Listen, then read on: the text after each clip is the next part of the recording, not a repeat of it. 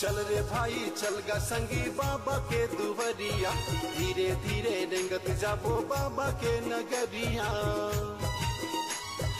चल रे भाई चल गा संगी बाबा के दुवरिया, धीरे धीरे रेंगत जाबो बाबा के नगरिया। सबके दुख ला हरने वाला शिव के महिमा है निराला, जाबो भोले के नगरिया। बोल बम चल रे भाई चल गा संगी बाबा के दुवरिया, धीरे धीरे रेंगत जाबो बाबा के नगरिया। चल रे भाई चल गा संगी बाबा के दुवरिया, धीरे धीरे रेंगत जाबो बाबा के नगरिया।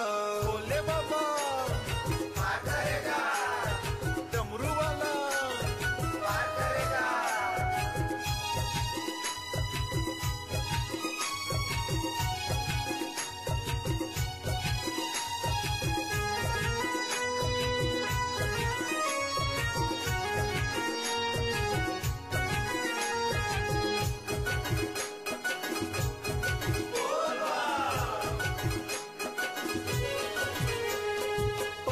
चाहे गोड़मा फोरा गड़े चाहे काटा खूटी, मस्त मगन हो जाबो पीले बो शिव जी के बूटी।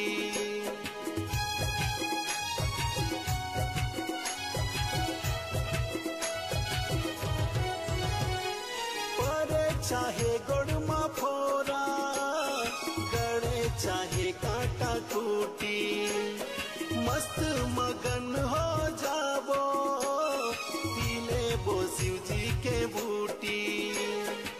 माथे चंदा सांप के माला कैथे शंकर डमरू वाला, जाबो भोले के नगरिया।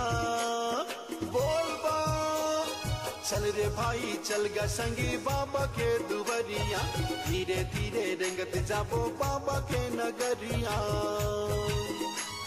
चल रे भाई चल गा संगी बाबा के दुवरिया, धीरे धीरे रेंगत जाबो बाबा के नगरिया। बोले बाबा पार करेगा, डमरू वाला पार करेगा।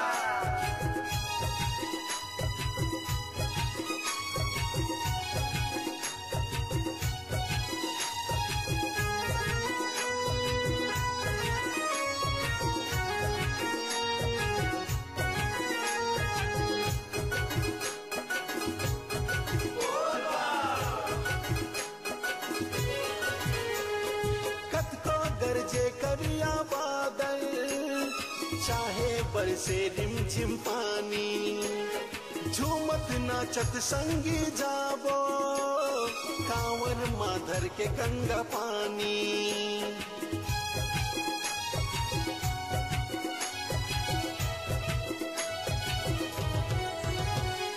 कतको गरजे करिया बादल चाहे बरसे रिमझिम पानी, झूमत नाचत संगी जाबो कांवर माधर के गंगा पानी।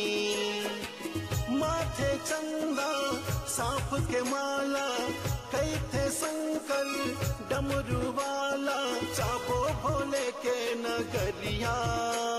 बोल बा चल रे भाई चल गा संगी बाबा के दुवरिया, धीरे धीरे रेंगत जाबो बाबा के नगरिया। चल रे भाई चल गा संगी बाबा के दुवरिया, धीरे धीरे रेंगत जाबो बाबा के नगरिया।